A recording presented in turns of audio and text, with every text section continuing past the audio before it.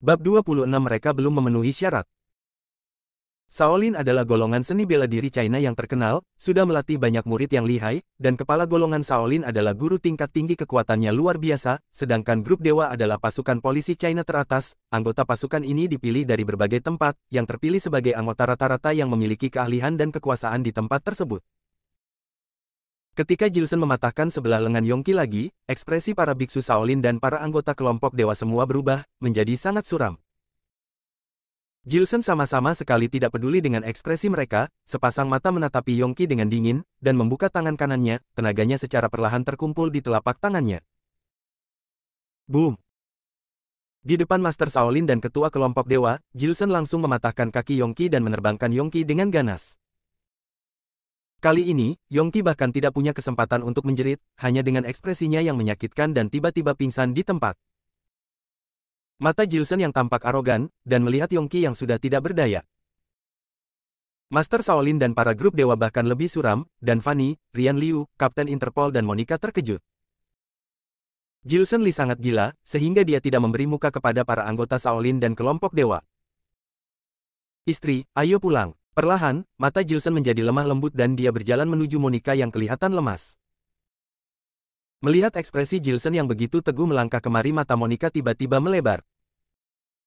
Seni bela diri tanpa tandingan. Mematahkan tangan dan kaki Yongqi. Tidak memberi muka kepada kelompok dewan dan anggota Shaolin. Siapakah dia sebenarnya?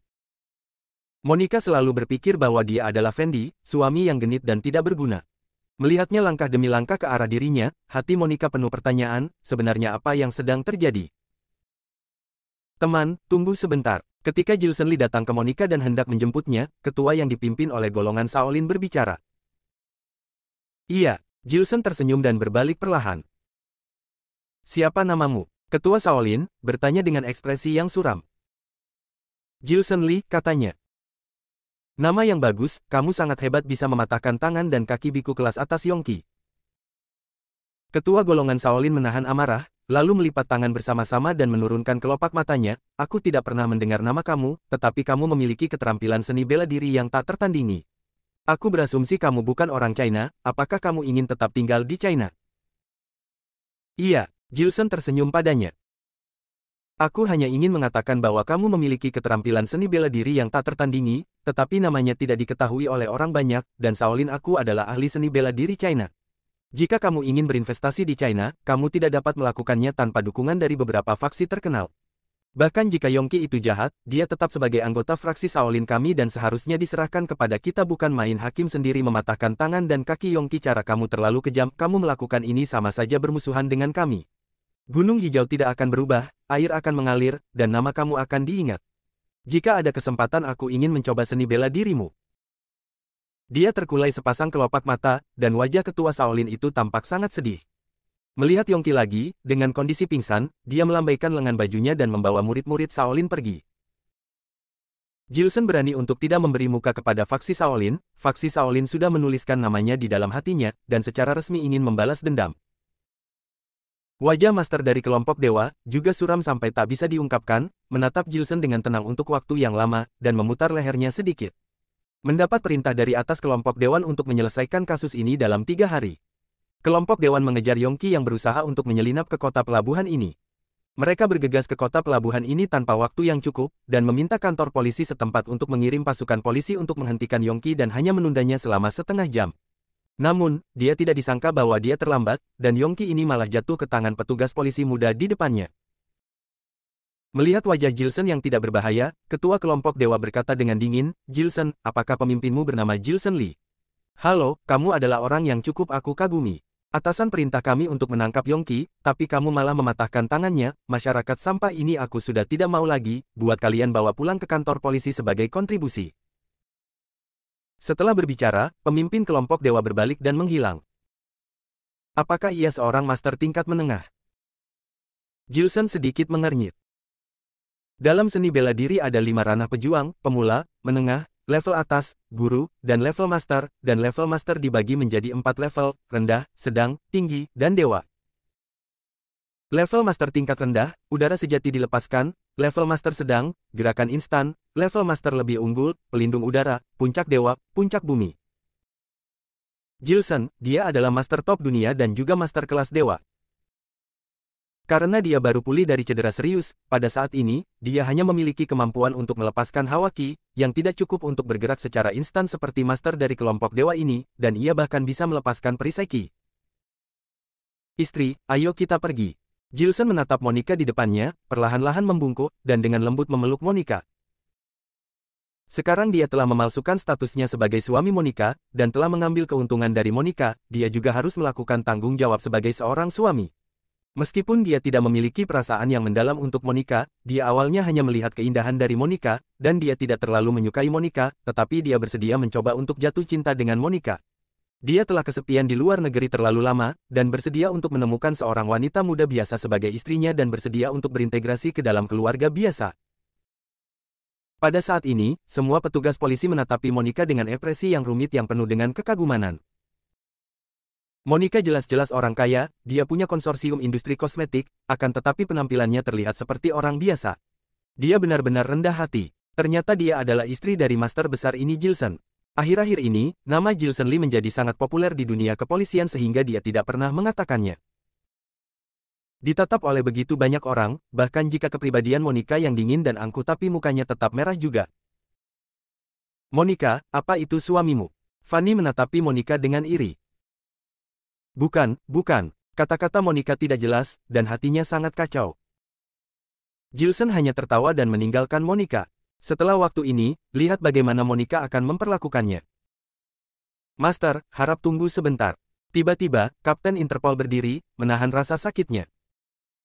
Bicaralah sesingkat mungkin, kata Jilson.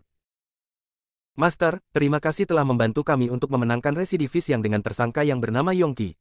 Namun, faksi Shaolin adalah kelompok seni bela diri China yang utama, dan kelompok dewa adalah pasukan polisi China yang paling top. Kamu sudah tidak memberi mereka muka malah mematahkan tangan kaki Yongki di hadapan mereka, ini jelas tidak benar, lebih baik aku mengundang Leon Lin untuk menyelesaikan permasalahan kalian, ujar Kapten. Minta maaf pada mereka, Jilson bertanya. Ya, aku merasa kamu melakukan sesuatu yang salah tadi. Kapten Interpol mengangguk dengan lembut. Tidak perlu, kata Jilson. Kenapa? Kapten Interpol mengerutkan kening dengan cepat. Mereka belum memenuhi syarat, Jilson memegang tubuh ramping Monica, hanya menyisakan latar belakang Kapten Interpol. Di dalam pelukan Jilson, Monica. Bab 27 Tommy. Larut malam, Jilson Lee duduk di ruang belajar menyalakan sebatang rokok, mengingat apa yang terjadi malam ini, dia tidak bisa menahan diri untuk mengisap rokok dalam-dalam dan menghela napas dengan ringan. Dia tidak terlalu puas dengan penampilan malam ini. Malam ini, dia dengan mudah mengalahkan Master Kung Fu Yongki, tidak memberi muka Master faksi Shaolin dan kelompok pendekar, di hadapan mereka, dia membuat tangan dan kaki Yongki cedera dan menarik perhatian orang lain, sehingga membuat Monica yang melihat kemampuan suaminya sendiri yang terlihat palsu. Tapi, dia merasa aktingnya terlalu berlebihan malam ini, karena Monica hanya seorang gadis biasa, meskipun latar belakangnya lumayan tapi jika dibanding dengannya itu jauh berbeda. Dia di dalam hati Monica memiliki citra yang buruk, selalu menjadi karakter yang tidak berguna. Meskipun dia sendiri dalam bahaya, Monica juga orang pertama yang berpikir menyuruhnya melarikan diri dan tidak ingin melibatkannya. Dan begitu dia muncul, dia sudah mengambil posisi orang yang seperti dewa di mata mereka dan dia berpenampilan sangat dingin dan tidak mempedulikan faksi Shaolin dan kelompok pendekar. Dia sudah membuat Monica terkejut, awalnya dia berpikir jika pulang nanti dia bisa mendapatkan sedikit keuntungan dari istri tercintanya, dia sekarang baru membawa Monica pulang, Monica seperti seekor kelinci yang sangat ketakutan, dia mana enak mengambil keuntungan dari Monica. Hei, aku menyesal, sebaiknya tidak berpura-pura sampai begitu keterlaluan tadi. Dia selalu ingin mengubah karakternya dan dia sekarang membentuk citra laki-laki berpenampilan dingin, dia tidak enak mengambil keuntungan dari Monica, dia harus mengambil risiko atas kepura-puraannya itu. Dia perlu mengubah karakternya dan berubah menjadi lebih membumi sedikit. Tidak ada kesempatan untuk menyentuh Monica dalam beberapa hari terakhir, akan dibicara lagi setelah beberapa hari lagi. Memikirkan ini, hatinya sedikit agak sedih, meskipun jika kungfunya bagus, dia juga hanya seorang pria biasa, dia juga harus makan, juga harus minum, jika mengantuk juga harus tidur. Dia juga memiliki gairah manusia, dia tahun ini sudah berusia 25 tahun tapi dia tidak pernah menyentuh seorang wanita, dia masih bersih seperti selembar kertas kosong, dia sudah punya keinginan untuk berkeluarga. Duduk di depan meja, dia perlahan-lahan menutup matanya untuk tidur, tidak mampu mengungkapkan rasa pahit di hatinya. Hari berikutnya, dia tidak mengganggu Monica, dia keluar ketika selesai mandi. Kota Gambir di mana dia berada adalah kota tingkat pertama, ada tempat bermain, ada bandara, juga ada beberapa universitas yang terhubung bersama. Dia membawa truk kecilnya, dia berputar sebentar di kota kampus dan memilih sebuah lokasi yang lumayan. Dia sekarang ada 380 miliar, ekonominya sudah lumayan membaik tidak seperti sewaktu kartu banknya dibuang oleh Monica, dia ingin mengembangkan kekuatannya sendiri. Dia memutuskan untuk membuka sebuah klub bela diri, dia tidak akan memungut biaya sedikit pun, dia akan memilih dan melatih pemuda yang memiliki bakat, dia bisa membuat Fanny menjadi tingkat Grandmaster, sekarang luka dalamnya mulai pulih, berdasarkan kekuatan tingkat dewa yang dia miliki, tidak sulit bagi dirinya untuk menunjuk sekelompok murid tingkat Grandmaster, mereka ini adalah modal balas dendamnya di luar pulau. Ilmu Tao tidak bisa sembarangan diturunkan. Sebenarnya banyak master yang egois, para master ini menggunakan kekuatan mereka untuk mengumpulkan kekayaan, mereka terus memperkuat kekuatan mereka sendiri, mereka takut para murid melebihi kekuatan mereka kebanyakan hanya menurunkan ilmu dasar saja, tidak mengajarkan seluruh ilmu kepada para muridnya, tapi sangat sedikit master yang seperti dirinya yang secara langsung memberikan tenaga dalam kepada Fanny dan merangsang kekuatan Fanny. Karena jika seorang menerima tenaga dalam darinya akan merugikan tenaga dalam dirinya sendiri. Sewaktu dia memberikan kekuatan tenaga dalamnya kepada Fanny, dia hampir kehabisan tenaga dan tubuhnya kesakitan. Sekarang dia makan pil pemulihan dan 2 hari kemudian kemampuan tingkat dewanya bisa kembali. Tapi jika dia ingin kembali ke master tingkat dewa maka dia setidaknya membutuhkan waktu selama setengah tahun. Gadis muda yang ditemuinya di laut sangat menyakitinya. Karena mudah melakukan sesuatu jika punya uang, segera Gilson Lee mengambil alih toko ini. Menyuruh orang merapikan toko ini sebentar, menyuruh orang fotokopi beberapa brosur dan menyuruh seseorang menempelnya di depan toko, pada malam hari mereka sudah bisa menerima murid. Ketika dia berada di luar pulau, dia memakai tentara bayaran yang disebut pasukan Teano Kobe, nama klub seni bela dirinya juga bernama Teano Kobe, tidak ada papan nama, hanya menyuruh orang mencetak nama dan menempelnya di depan pintu. Aku membuka sebuah klub seni bela diri, dalam 2 hari ini akan menerima beberapa murid dan aku tidak pulang. Gilson Lee mengirim SMS kepada Monica. Monica tidak membalasnya, mungkin dia terkejut karena kejadian kemarin. Ketika dia melihat bahwa Monica tidak membalas pesannya dalam waktu yang lama, dia tidak bisa menahan tersenyum pahit di wajahnya. Gilson Lee tinggal selama 2 hari di klub seni bela diri, tidak ada satu orang murid pun dalam 2 hari ini. Selama waktu itu, Fanny meneleponnya, dia dengar bahwa dia telah membuka klub seni bela diri maka dia akan datang berkunjung. Melihat klub seni bela diri Gilson Lee terlalu sederhana maka dia mencari orang untuk mendekorasinya. Menata tikar di klub seni bela diri, menggantung karung pasir dan juga sasaran tinju. Guru, klub seni bela dirimu tidak bisa seperti ini. Lokasinya lumayan bagus tapi tidak ada publikasi, tidak ada papan nama, bagaimana mungkin ada murid yang datang untuk belajar seni bela diri?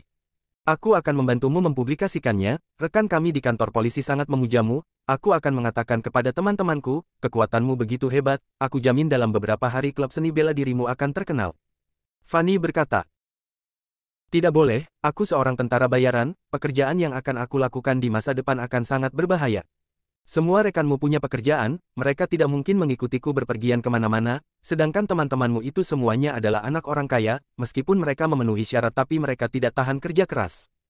Aku sudah kehilangan 30.000 orang bawahan, aku tidak ingin ada orang yang mati lagi karena diriku. Setelah mengalami pertarungan di atas laut, aku sudah bisa melihat banyak hal, aku lebih suka menemukan seorang bawahan yang setia juga tidak menginginkan 1000 bawahan yang tidak setia. Kali ini aku merekrut orang-orang berdasarkan kemampuan bukan karena kuantitas. Aku bahkan tidak memerlukan papan nama di klub seni bela diri ini, aku hanya ingin orang yang berjodoh denganku. Gilson Lee menggelengkan kepalanya dengan perlahan. Baiklah, aku menghormati keputusanmu. Fanny mengangguk dengan perlahan, setelah dia berpikir-pikir, Fanny tiba-tiba bersemangat berkata sambil meraih lengan Gilson Lee, aku tidak menyangka bahwa kamu adalah suaminya Monica, kita sangat berjodoh, aku sangat iri dengan Monica.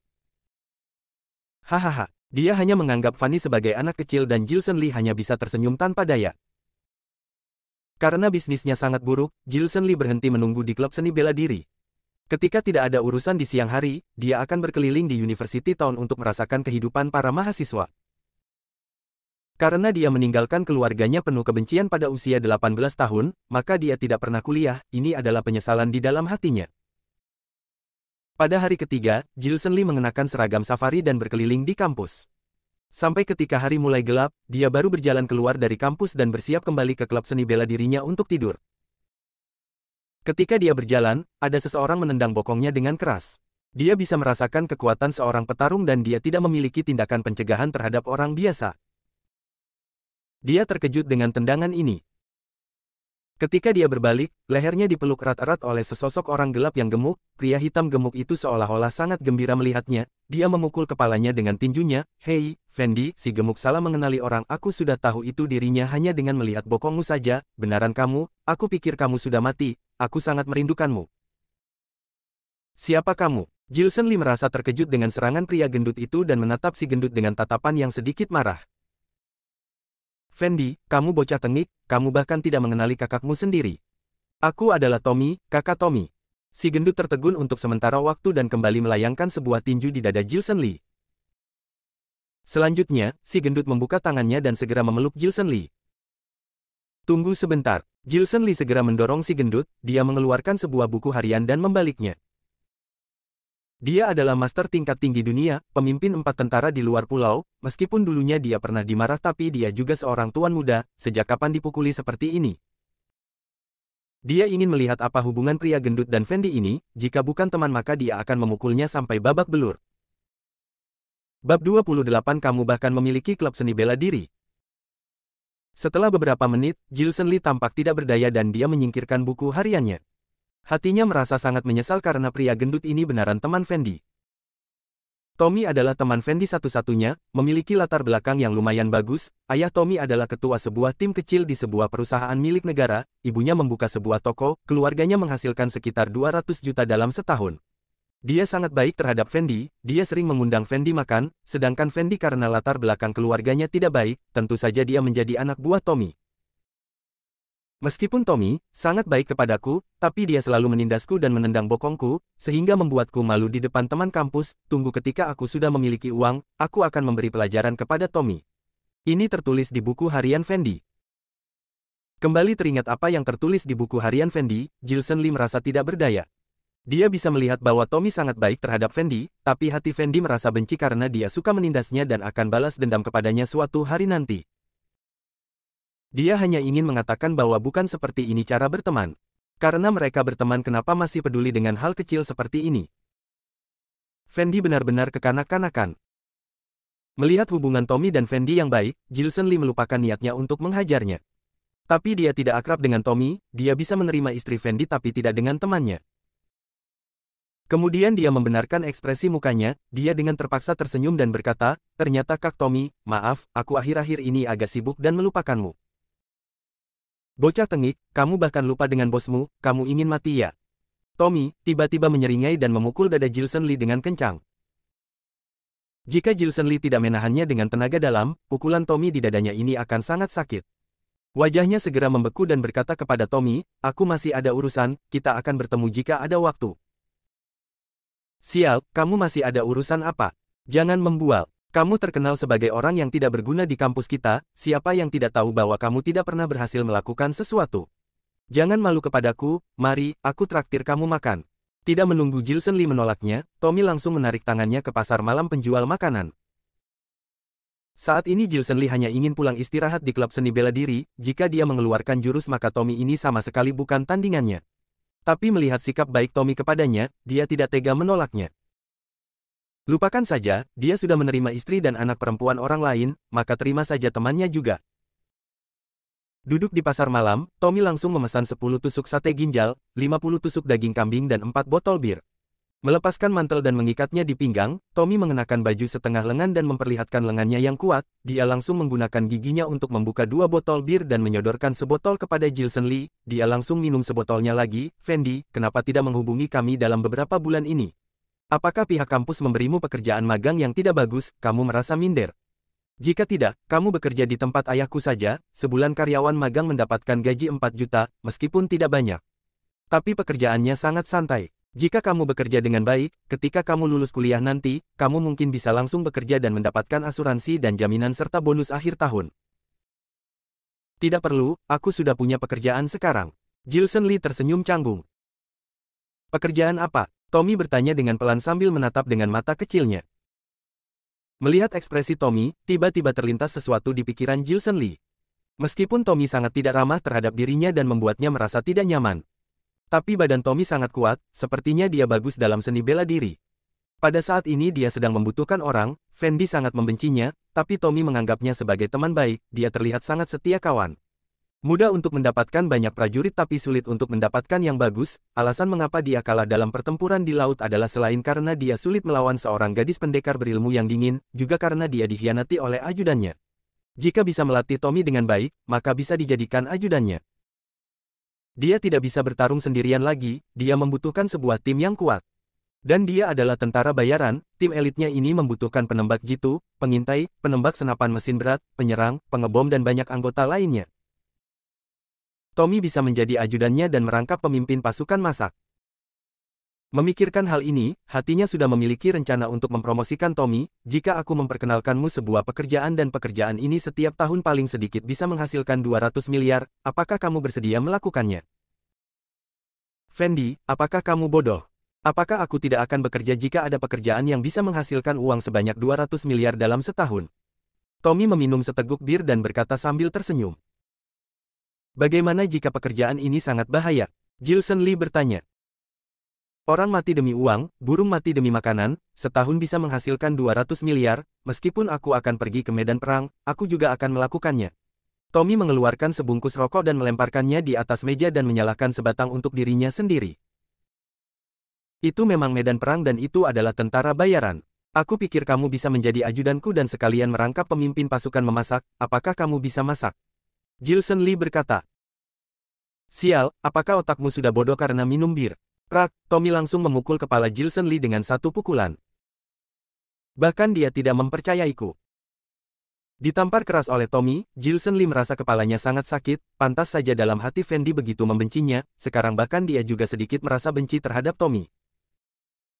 Dulu aku merasa kamu sangat aneh, aku tidak menyangka bahwa kamu sudah begitu besar tapi masih kekanak-kanakan, sama seperti dulu. Mari minum, tentara bayaran apa, apakah orang seperti kita bisa melakukannya? Aku akan membicarakan dengan ayahku, kamu bekerja di tempat ayahku saja, sekalian aku mengenalkanmu kepada beberapa wanita. Tommy mengedipkan matanya kepada Gilson Lee, kakak tidak menindasmu kali ini, wanita yang aku kenalkan kepadamu cantik, keluarganya kaya, yang penting karena tampangmu ganteng dan bisa bersanding dengannya. Hubungan kita berdua begitu baik, aku jamin akan mengurusmu dengan baik dan kamu akan hidup nyaman nanti. Ya. Gilson Lee mengernyitkan keningnya. Dia jelas-jelas bisa mengandalkan kemampuannya untuk hidup tapi di mata teman-temannya dia hanya cocok mengandalkan wajah tampannya untuk bertahan hidup. Demi membiarkan Fendi dan temannya untuk berkumpul, Gilson Lee menemani Tommy sampai malam. Ketika jam 1 malam, orang-orang di kios tempat menjual makanan perlahan-lahan berkurang, dia dan Tommy berencana untuk pergi. Fendi, beberapa bulan tidak bertemu, kamu sudah jago minum. Kita berdua total minum 20 botol, aku hampir jatuh. Tommy sudah sedikit mabuk, dia berdiri dengan sempoyongan dan bersiap pergi membayar. Aku saja. Gilson sebagai seorang master tingkat dewa, maka batas kemampuan minumnya juga lebih tinggi dari orang biasa. Dia sama sekali tidak merasakan apa-apa, dia berdiri dan ingin membayar untuk Tommy. Pergi bocah tengik, apakah uangmu cukup, kamu berani merebut tagihannya denganku. Simpan saja untuk menikah nanti, kakak yang traktir kamu minum. Kamu ingat, asalkan kakak punya uang, maka kamu tidak perlu membayar tagihannya. Tommy cegukan, dia mengeluarkan 400.000 untuk membayar tagihannya. Aku antar kamu pulang. Tommy berbicara lagi kepada Gilson Lee. Tidak perlu. Gilson Lee tersenyum. Meskipun Tommy selalu tidak hormat kepadanya dan membuat hatinya tidak nyaman. Tapi Tommy memiliki kepribadian yang supel, dia bisa merasakan kebaikan Tommy kepadanya, dia secara perlahan memiliki kesan yang baik terhadap Tommy. Dia sebagai master tingkat tinggi dunia, meskipun terkadang dia memiliki sifat manusia biasa tapi dia tidak berpikiran sempit. Sayangnya, dia memiliki niat untuk membawa Tommy masuk ke dalam kemiliteran, tapi Tommy malah berpikir dia membual, jika ada jodoh maka dia tidak keberatan untuk mempromosikan Tommy. Tidak bisa, aku harus mengantarmu. Tommy bersikeras, dia memegang sepeda listriknya. Alasan Tommy hari ini datang ke University Town karena banyak wanita cantik di sini, dia ingin mencari seorang wanita cantik untuk dijadikan pacar. Hanya sayang, dia bukan anak orang kaya, tidak ada mobil sport mewah, dia hanya ada sepeda listrik, dia sudah lama menunggu di kampus dan dia tidak berani menyapa wanita cantik. Secara kebetulan, dia bertemu saudara baiknya di University Town. Mengendarai sepeda listrik, Tommy mengantar Gilson Lee ke klub seni bela dirinya. Pintu klub seni bela diri Gilson Lee selalu terbuka, tidak ada jejak siapapun yang mengunjungi klub seni bela diri, bisnis hari ini masih tidak baik. Lumayan punya duit, kamu ternyata membuka klub seni bela diri. Ketika Jilson Lee membuka lampu klub seni bela diri, mata Tommy menyipit dengan sebatang rokok di mulutnya. Biasa saja, Jilson Lee tersenyum. Lokasi toko ini lumayan bagus, ada 2 lantai, sewa setahun seharusnya 200 jutaan kan? Tommy bertanya. Lumayan. Jilson Lee terus tersenyum. Kamu benaran sudah punya uang untuk membuka klub seni bela diri? Tiba-tiba Tommy membuka mata sipitnya dengan lebar dan menatap Jilson Lee dengan tatapan kaget. Di hati Tommy, Fendi yang sebenarnya mungkin selalu menjadi orang yang gagal. Tapi sekarang, Jilson Lee bahkan punya uang untuk membuka klub seni bela diri. Dia tiba-tiba sadar dari mabuknya, dia menatap Jilson Lee dengan tatapan iri dan tatapan yang kompleks lainnya. Ada apa denganmu? Melihat tatapan Tommy, Jilson Lee. Bab 29 Siapa orang di belakangmu? Aku ingin mencekikmu. Ketika suasana di aula seni bela diri membeku selama 2 detik, Tommy tiba-tiba meraih leher Jilson Lee dan mengguncangnya dengan keras. Si Jalang, apakah kamu terlalu kaya? Apakah kamu sudah menjadi bos? Berapa harga klub seni bela diri ini? Berapa banyak yang bisa dihasilkan dalam sehari? Kejam sekali, membuatku sangat iri padamu. Jilson Lee tidak dapat mengatakan apa-apa karena Tommy terus mengguncang lehernya. Klub seni bela diri kecil yang digunakan untuk merekrut pasukan, ternyata juga bisa membuat dorongan besar dan membuat Tommy iri. Tommy itu benar-benar tidak menganggap dirinya sebagai orang luar. Dia melihat bahwa anak buahnya Fendi telah membuka klub seni bela diri, dan segera tersadar dari mabuk dan mondar-mandir di lantai bawah. Ketika Jilson Lee membuka klub seni bela diri pada hari pertama, klub seni bela diri itu sangat sederhana. Setelah Fanny datang keesokan harinya, dia melengkapi semua fasilitas klub seni bela diri. Dia meletakkan tikar di aula seni bela diri, menggantung karung pasir di aula seni bela diri, membiarkan orang-orang menargetkan sasaran tinju, dan membeli tempat tidur, meja tulis, kursi bos, dan TV LCD untuk Jilson Lee di lantai 2. Melihat semua fasilitas di klub seni bela diri, Tommy segera berbaring di tempat tidur Jilson Lee dan enggan pergi. Fendi, kamu benar-benar menakjubkan, dan telah menjadi bos. Apakah kamu tahu? Harapan terbesar dalam hidupku adalah memiliki sebuah toko, menjadi seorang bos yang keren, dan ternyata kamu menjadi bos. Aku tidak akan pergi, mulai sekarang aku akan membantu kamu mengurus klub seni bela diri. Kamu ingin membantuku mengurus klub seni bela diri? Jilson Lee terkejut. Haha, jika aku tidak dapat membantu kamu mengurus klub seni bela diri, tidak ada yang dapat membantu kamu mengurus klub seni bela diri. Hanya lengan tipis dan kaki tipis kamu itu, lebih baik aku. Apa aku belum mengenal kamu? Kamu membeli 2 buku seni bela diri di toko buku, dan berpikir kamu bisa seni bela diri, sekarang membuka klub seni bela diri untuk menipu orang. Aku kasih tahu, kamu dapat menipu orang lain. Klub seni bela dirimu ini, sekilas saja sudah tahu bisnisnya tidak baik, mari kita bekerja sama, besok aku akan membantumu merekrut orang untuk klub seni bela diri, setelah menghasilkan uang, kita bagi berdua. Sambil berbaring di sofa Jilson Lee, Tommy berkata pada dirinya sendiri, benar-benar ya, aku juga bisa menjadi bos. Bisa membuka toko untuk berbisnis, siapa yang akan pergi bekerja, selalu mendengar kepala berkata, salahkan.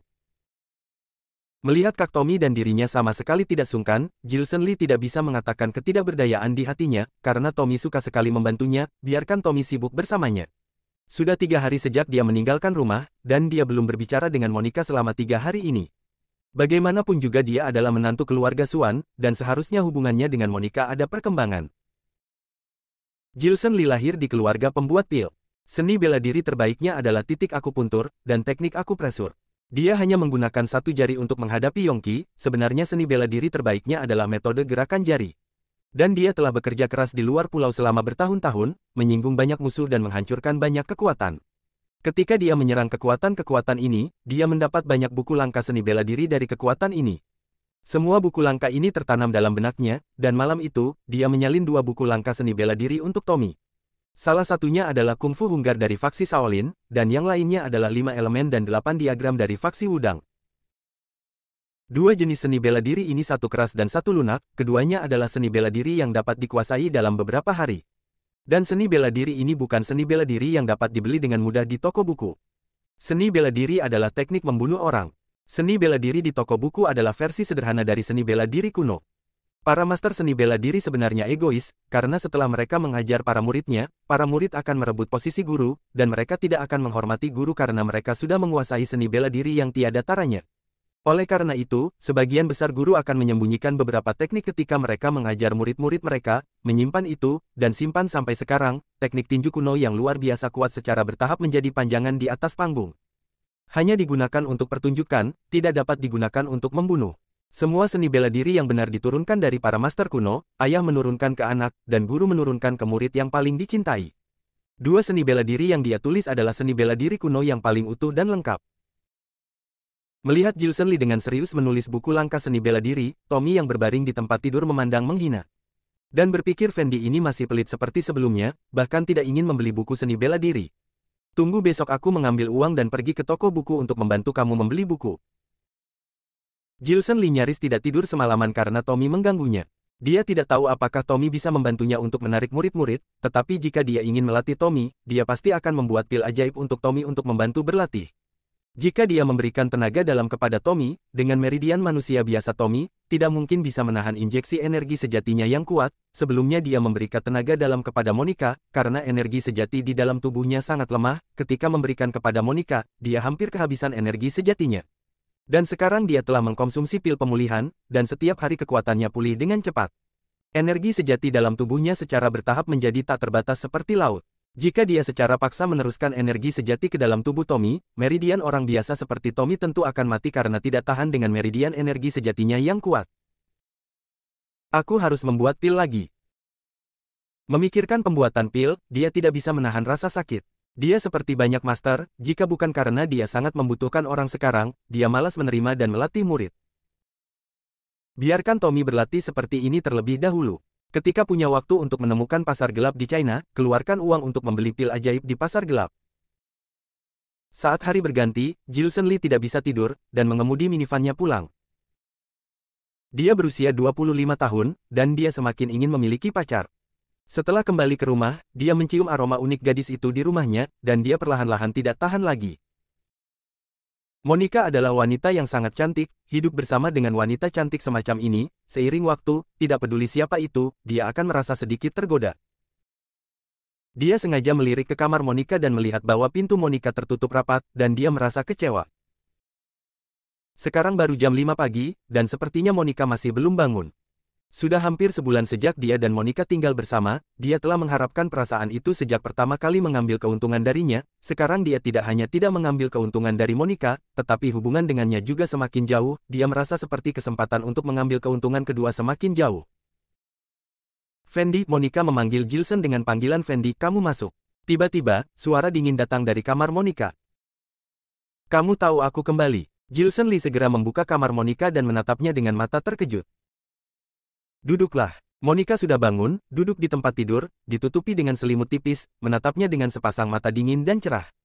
Di bawah selimut itu terdapat kontur tubuhnya yang sempurna. Apa yang kamu lakukan? Ruangan itu dipenuhi aroma susu hangat. Gilson Lee tampak gugup, duduk dengan hati-hati di tempat tidur Monica. Melihat penampilannya, Monica tiba-tiba tidak bisa menahan nafas. Dia tidak menyuruh dia duduk di tempat tidurnya, tetapi menyuruhnya dia duduk di sofa di dalam kamar. Meskipun dia merasa bahwa Fendi semakin seperti dua orang sejak kepergiannya, tetapi dia masih sangat cabul seperti sebelumnya. Dia adalah seorang gadis dengan kepribadian dingin, dia tidak ingin mengatakan terlalu banyak omong kosong, dan secara paksa menahan ketidaksenangan dengan Gilson Lee yang duduk di tempat tidurnya. Kamu benar-benar memiliki kungfu, dan kamu telah menangkap para penjahat yang dikejar oleh kelompok dewa. Kekuatanmu membuatku terkesan, kata Monica. Lumayan. Gilson Lee tersenyum. Jika seseorang memujinya seperti ini, sepertinya dia terlalu malas untuk mendengarkan, tetapi orang yang memujinya adalah Monica, ini memberinya rasa pencapaian yang entah bagaimana. Dia tidak bisa menahan untuk melirik kontur tubuh yang indah di bawah selimut Monica. Dia sedikit kecanduan setelah mengambil keuntungan dari Monica. Dia sangat ingin mengambil keuntungan dari Monica lagi. Katakanlah, siapa orang di belakangmu? Monica merasa tidak nyaman ketika dilirik oleh Gilson Lee. Dia sedikit mengernyit dan menggerakkan tubuhnya. Apa orang di belakangku? Gilson Lee berkedip. Fendi, aku tumbuh bersamamu sejak kecil. Aku tahu lebih banyak tentangmu daripada orang lain. Tapi sejak kamu menghilang dan kembali, kamu telah menjadi sangat berbeda dari sebelumnya. Kamu memiliki kungfu. Katakanlah, siapa orang di belakangmu itu? Tanpa bimbingan orang itu, kamu pasti tidak memiliki kekuatan seperti ini kan? Perlahan, Monica menatap mata Gilson Lee dengan penghinaan. Setelah mendengarkan kata-kata Monica, mata Jilson Lee tiba-tiba membeku. Setelah beberapa detik, dia dengan cepat menutupi dadanya, dan hampir ada keinginan untuk memuntahkan darah. Bab 30 Perjanjian 2 Minggu. Jilson Lee hanya merasa bahwa dia akan menjadi gila. Ketika dia melihat gadis dengan mata dingin di depannya, dia tidak bisa mengatakan kegilaan di hatinya. Dia tidak menyangka, seorang gadis memiliki imajinasi yang berlimpah, ketika dia meremehkan seseorang di dalam hatinya. Tidak peduli apa yang dilakukan orang itu, dia dapat memikirkan alasan untuk meremehkannya. Ada bimbingan dari seorang master. Jika tidak ada master, maka tidak akan ada dia yang hari ini. Dia hampir akan hancur, kakak besar, itu semua aku tukar dari darah dan keringatku, tahu tidak? Dapatkah aku memiliki kekuatan yang saya miliki hari ini, semuanya untuk saya dengan darah dan keringat? Jilson Lee merasa bahwa dia tidak tahan lagi.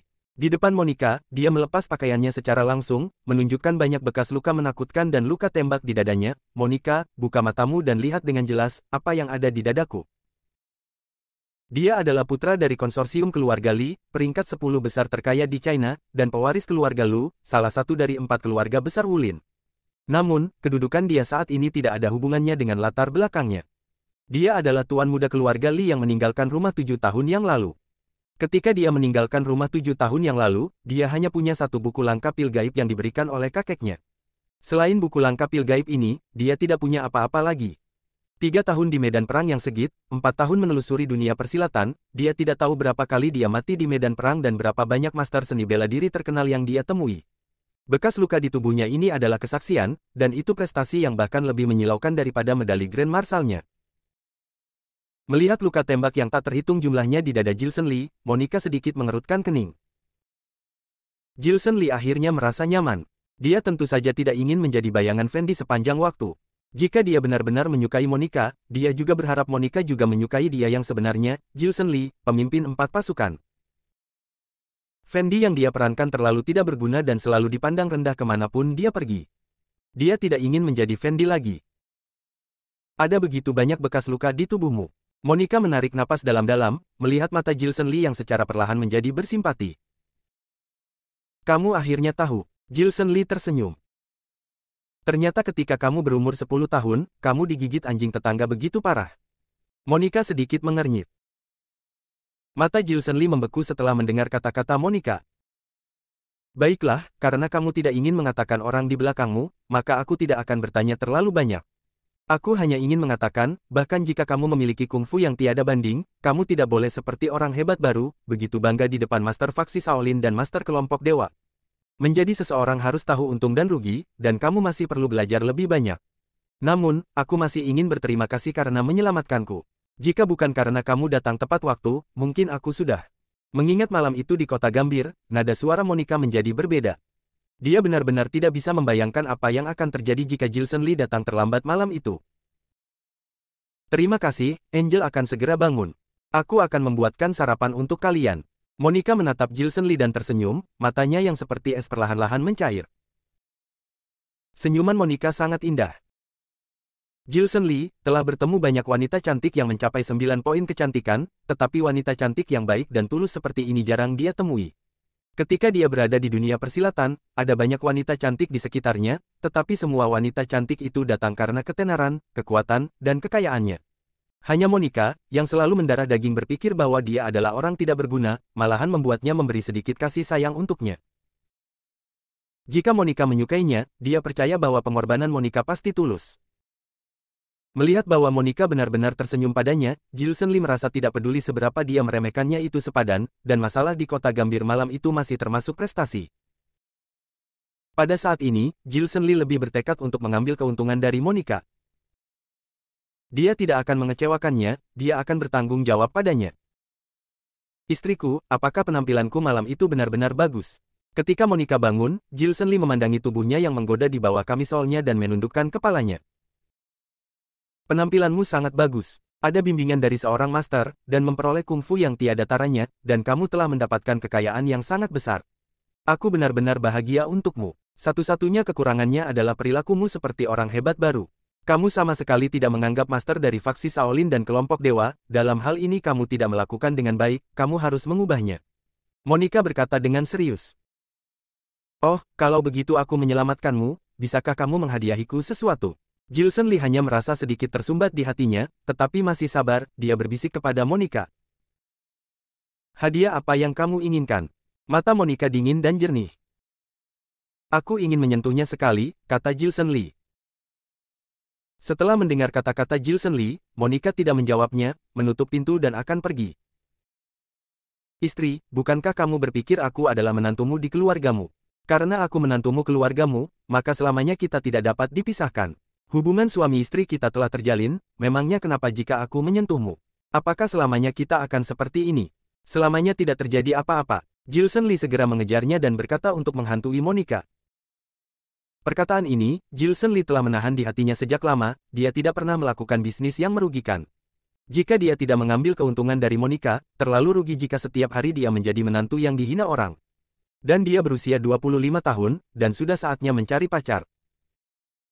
Bicarakan nanti saja. Monica sedikit tergerak oleh apa yang dia katakan, dan dia sedikit mengernyit. Berikan batas waktu dan berikan harapan, kata Gilson Lee. Batas waktu apa yang kamu inginkan? Monica berpikir dan bertanya. Gilson Lee duduk di meja makan, menyalakan sebatang rokok, berpikir sebentar, dan berkata, begini saja, anggap saja aku suamimu, Fendi yang tidak berguna, anggap saja aku punya bimbingan dari master. Lihat, sekarang aku punya uang, pangkat polisi juga lebih tinggi dari kamu, dan status sosial secara bertahap meningkat, aku yang sekarang, pasti suamimu yang berkelas. Kamu melihat penampilanku selama seminggu, jika aku tampil baik seminggu ini, kamu biarkan aku menyentuhmu, bisa tidak? Lagi pula aku pernah menyentuhmu, tidak apa-apa, aku pasti akan bertanggung jawab untukmu. Kita adalah pasangan suami istri, cepat atau lambat kita akan melakukan itu, dan akan punya bayi. Aku sudah memiliki Angel, dan tidak pernah berpikir untuk memiliki bayi. Jika kamu benar-benar ingin melakukan sesuatu kepadaku, aku akan memberimu 2 minggu untuk menunjukkan, 1 minggu terlalu singkat. Monica terdiam untuk sementara waktu, tiba-tiba Gilson Lee berkata. Benarkah? Mata Gilson Lee melebar, dan perasaan aneh muncul di hatinya. Monica mendesah pelan. Dia sudah menikah dengan pria ini, bagaimana mungkin dia tidak disentuh oleh pria ini?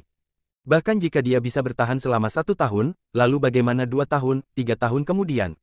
Dia sudah menjadi istrinya, dan di bawah tekanannya, dia memutuskan untuk mengakui nasibnya.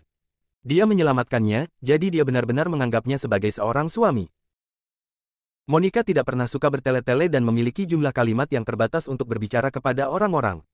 Tetapi di hadapan pria ini, dia menemukan bahwa dia secara bertahap kehilangan perlawanannya. Pagi ini, suasana di keluarga kecil Gilson Lee dan Monica tak terlukiskan. Angel telah ditaklukkan olehnya, dan Monica secara bertahap akan ditaklukkan olehnya. Demi tampil baik, dia dapat mengambil keuntungan dari Monica lagi dalam 2 minggu, dan hubungannya dengan Monica telah ada kemajuan, dia tampil sangat baik pagi ini. Perhatian dengan Monica dan Angel ibu anak, dan sangat peduli dengan mereka ibu anak. Setelah sarapan, berinisiatif untuk melakukan pekerjaan rumah, dan kemudian mengendarai minivan untuk mengantar Angel ke sekolah. Melihat Gilson Lee tidak tidur sepanjang malam terlihat begitu semangat ada ketidakberdayaan Monica yang tidak terucap. Di sisi lain, pesta dansa masyarakat tinggi Amerika Utara. Seorang pria muda yang tampak persis seperti Gilson Lee ditemani oleh sekelompok pemuda berjas, matanya menatap seorang gadis pirang cantik di pesta dansa. Tuan, gadis ini adalah nona ketiga dari keluarga Davis peringkat 20 teratas dari peringkat Forbes. Dan telah memeluk Anda beberapa kali sebelumnya. Jika Anda tertarik padanya, Anda dapat dengan mudah membawanya. Seorang pria muda berbisik. Oh, ide bagus. Pria muda itu, mengenakan seragam Grand Marshal, menjilat bibirnya dengan lembut, wajahnya penuh senyum yang cabul, dan berjalan menuju gadis berambut pirang yang cantik.